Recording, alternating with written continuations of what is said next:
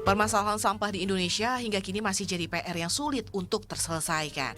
Faktanya, Indonesia bahkan tercatat sebagai penyumbang sampah terbanyak kedua di dunia loh good people. Aduh, miris ya. Sampah plastik adalah salah satu yang terbesar jumlahnya. Bahkan sepanjang masa pembatasan sosial berskala besar, hingga Juni 2020 penggunaan kantong plastik sekali pakai di ibu kota meningkat. Dari sekitar 6.300 ton sampah per hari yang terkumpul di Jakarta, 1.000 ton diantaranya sampah plastik. Mirisnya, sampah jenis plastik yang diketahui sulit untuk terurai ini juga paling sering ditemui di lautan Indonesia. Dari data Asosiasi Industri Plastik Indonesia atau INAPLAS dan Badan Pusat Statistik, mencatat bahwa Indonesia setiap tahunnya dapat menyumbang 64 juta ton sampah plastik. Jika ini tidak segera ditanggulangi, maka akan seperti apa alam kita ke depan? Namun harap diingat nih good people, semua bukan semata-mata tanggung jawab pemerintah. Jadi, mari kita mulai sama-sama atasi krisis lingkungan ini. Pemerintah mencatat tahun 2019 silam lebih dari 3.700 bencana terjadi. 700 kasus diantaranya adalah banjir. Krisis lingkungan yang penyebabnya bukan semata-mata karena alam, tapi juga pola hidup manusianya. Nah, persoalan sampah kemasan jadi salah satu penyumbang terbesar. Jika persoalan sampah kemasan tak segera jadi perhatian bersama, pemerintah, masyarakat, bahkan para pelaku usaha, maka akan kian seperti apa nih krisis lingkungan yang kini sudah terjadi.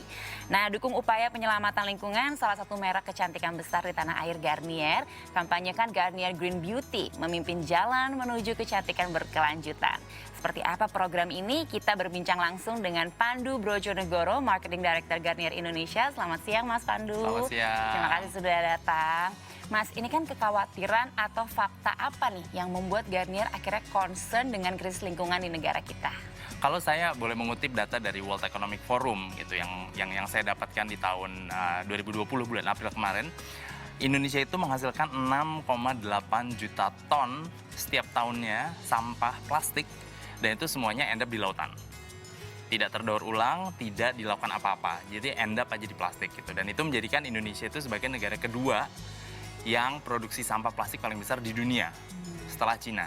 Tapi kalau ngelihat jumlah penduduk Indonesia, kita sekarang posisi keempat, sedangkan produksi sampah kedua terbesar di dunia itu artinya sudah sangat mengkhawatirkan lah. Gitu. Tapi bagaimana nih Garnier sendiri ini turut mengimbangi tren gaya hidup konsumen, termasuk misalnya dalam model bisnis yang disebut-sebut itu kan tengah bertransformasi nih di seluruh rantai produksinya. Seperti apa tuh Mas Pandu konkretnya? Transformasi ini seperti apa gitu? Nah, transformasi ini meliputi sebenarnya banyak aspek gitu, dari end to end lah kami sebutnya gitu ya.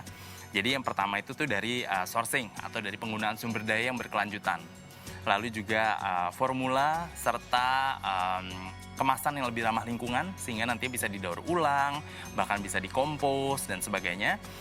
Lalu juga aksi untuk memerangi plastik sampah gitu. Itu yang paling terutama dan juga bahkan pabrik kami itu juga sudah menggunakan teknologi untuk mengurangi emisi dan CO2 secara signifikan.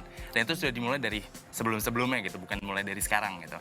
Oke, nah ini juga Kementerian Lingkungan Hidup dan Kehutanan ini sebutkan langkah Garnier ini menjadi produsen yang pro lingkungan sebagai suatu langkah yang progresif melawan arus. Nah ini dia petikan pernyataan Nofrizal Tahar, Direktur Pengelolaan Sampah Kementerian Lingkungan Hidup dan Kehutanan. Tentu kita sudah tahu bahwa memang sustainability itu menjadi sebuah visi kehidupan pembangunan di dunia sekarang. Jadi tidak ada satu negara pun, termasuk negara komunis pun yang menafikan bahwa visi kehidupan kita itu adalah sustainability.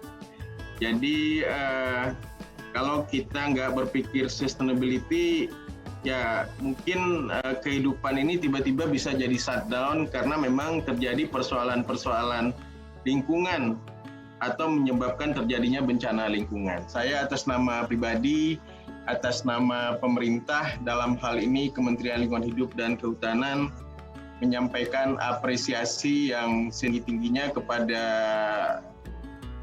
L'Oreal dengan Garniernya. Saya harapkan tentu ini menjadi menjadi inspirasi, menjadi stimulan buat semua teman-teman produsen lainnya, termasuk yang bergerak di leveling playing yang sama dengan teman-teman L'Oreal tentunya, Nah, apa nih tantangan yang dihadapi agar komitmen Garnier Green Beauty ini bisa berkelanjutan? Tantangan paling besar untuk dia ya sebenarnya kalau saya boleh jujur itu adalah bagaimana kami dari pihak Garnier itu bisa menciptakan produk yang masih affordable, masih bisa diakses secara luas oleh masyarakat di Indonesia dengan harga yang terjangkau, tapi juga mengikuti faedah-faedah untuk lingkungan yang lebih baik tanpa mengurangi, tanpa berkompromi terhadap hasil, tapi juga masih accessible dan affordable. Nah, bagaimana Garnier membangun partisipasi masyarakat untuk sama-sama kayak yuk kita mulai yuk sekarang gitu, yuk gabung yuk sekarang. Nah, ini seperti apa nih? Dari kami, pertama adalah mengedukasi tentang bahayanya sampah. Bahayanya sampah plastik kalau tidak di recycle atau tidak didaur ulang. Lalu yang kedua pun juga menyediakan solusi. Nah, menyediakan solusi ini menjadi suatu hal yang berbeda gitu. Karena kami menyediakan solusinya itu tuh ada berbentuk online dan berbentuk offline. Nah, kalau offline itu seperti konsumen itu bisa membawa sampah-sampah mereka lalu ditaruh di Dropbox, lalu nanti dari situ akan diproses oleh kami untuk bisa didaur ulang. Nah, satu lagi itu yang online. Nah, online ini yang baru, ini yang cukup unik gitu. Kita bekerja sama dengan apps namanya e-recycle yang memungkinkan konsumen itu untuk memilah sampah secara langsung, secara online melalui handphone, semudah itu. Lalu nanti langsung sampah-sampah tersebut bisa di pick up. Nah, itu gimana sih Mas programnya dan cara ikutannya gimana Mas? Jadi setelah sudah ada aplikasinya, konsumen di rumah tuh bisa memilah-milah sampah sendiri kan. Jadi ada sampah kemasan plastik, kertas, kaca, botol, semuanya itu bisa dipisah-pisahkan. Lalu dari aplikasinya tinggal di-scan barcode-nya.